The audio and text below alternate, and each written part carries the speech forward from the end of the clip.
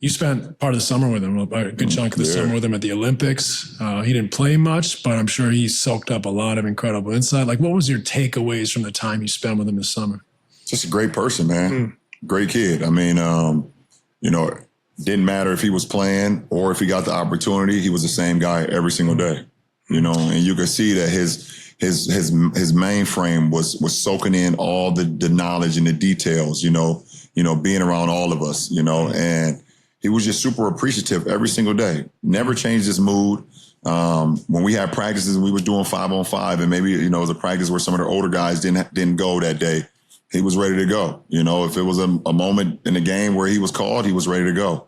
But just a great kid, like every single day, you know, was the same person, joking, laughing, high-spirited, you know, someone that you now, you know, you look at what's going on with the Pacers throughout the regular season and now throughout the postseason, you get it. You get why they are the team they are. And it starts with the head of the snake. We know that. And that's what Hallie, I mean, you know, you can gravitate and bring energy and love and would run through a wall for certain guys.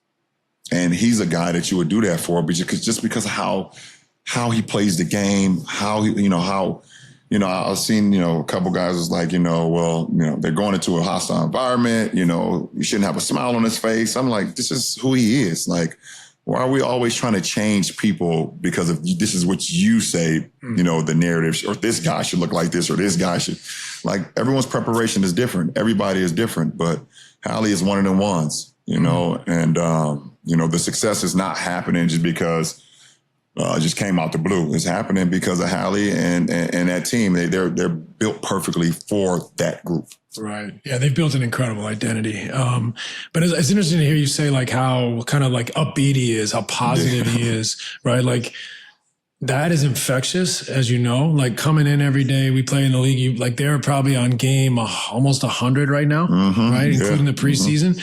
So like that infectious kind of positivity coming from your leader, the head of the snake, like that results in more possession, better possessions, wins, losses, good practice days instead of bad. Now, not everyone's the same. So, but for that team, an upbeat, up-tempo team, a team that doesn't necessarily have that, hey, we're going to this guy, we're going to create ISOs, we're going to spread the floor. He's the head of the snake clearly, but that upbeat, positive attitude. The other thing that goes with it for me, that's I think cool and fascinating about his personality is like not afraid to talk that shit. You know what I mean? Like he has the confidence, for a guy, especially a guy that's not a physical player, he has that confidence to like throw this out there, like talk. And so I wonder if that's infectious for his team too. Did you notice that in the summer too? Is his love for just talking? Absolutely. Oh, for sure. Absolutely. Like we would play a free throw game after every practice, it'd be me, him, and another talker, and AD, and we would just like, try to talk shit to one another, try to get somebody off their line. We would play the free throw swish game. If you swish, you get a minus, if you just make it, okay, you stay, you get one. So we trying to, if you swish, you get 2 points. If you make it, you just get 1 point. If you miss, then you get a minus, and we would go to a certain number. Sometimes we would go to 7, sometimes we go to 11. And we were always just messing with each other, and we just be talking shit throughout the whole free throw game. So, Hallie was a part of that group. That's great. Well, switching to his play, I think sometimes like it's interesting to kind of categorize him. Is he a superstar? Is he a star? Like, what is he? But like right now he is playing elite basketball. And what are the components of that? Like for me, he's an initiator for his team. Like he can ISO. We've seen him ISO. We've seen him make big plays. He's extremely clutch. But what I love about his game is that he doesn't, and the Pacers have done a great job with their identity. They don't just try to get the matchup and go one-on-one. Right. Like there's much more to it than that. Like one, I love that he throws the ball ahead. A little bit of a lost art in our game, like throwing it ahead. To explain it to the fans, like anytime you throw it ahead in the NBA, NBA players, some are better than others in isolation, but what most NBA players can do is attack a closeout.